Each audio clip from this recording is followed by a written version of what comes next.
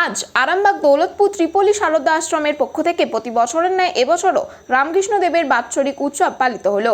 সকালে একটি পদযাত্রার আয়োজন করা হয় গ্রামবাসীদের পক্ষ থেকে। এই পদযাত্রায় অংশ নেয় গ্রামবাসী সকলেই। এই বিষয়ে বিস্তারিত দেখে নেব ওনাদের কাছ থেকে। 24 আওয়ার্স আরামবাগের রিপোর্ট।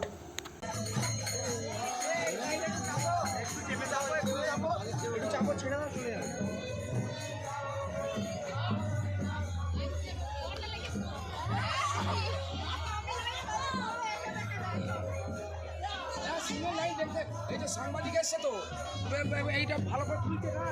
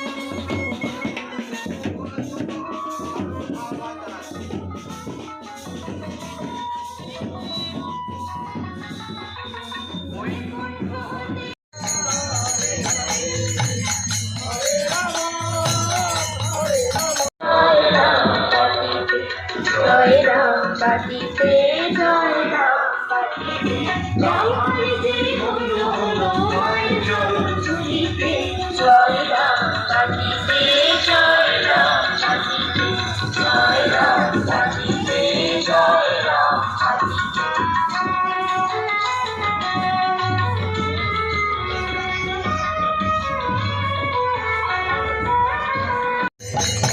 রামকৃষ্ণ পরমহংস দেবের বাৎসরিক আমাদের উৎসব, সেই জন্যই এই অনুষ্ঠানটার আয়োজন করা হয়েছে।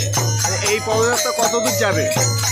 এইটা দৌলতপুরের শেষ প্রান্তে স্কুল আছে, ওইখান থেকে হয়ে পিছনে যে এগ্রিকালচার অফিস ওই ভাঙটা ধরে পরিক্রমায় হ্যাচারি গেটের কাদের পক্ষ থেকে এই পদযাত্রা করা হচ্ছে? এটা রামকৃষ্ণ শারদা আশ্রমের পক্ষ থেকে, আমাদের ত্রিপলি গ্রামবাসীদের পক্ষ থেকে এই উৎসব উদযাপন করা হচ্ছে প্রতি বছরের নয়, এবছরও।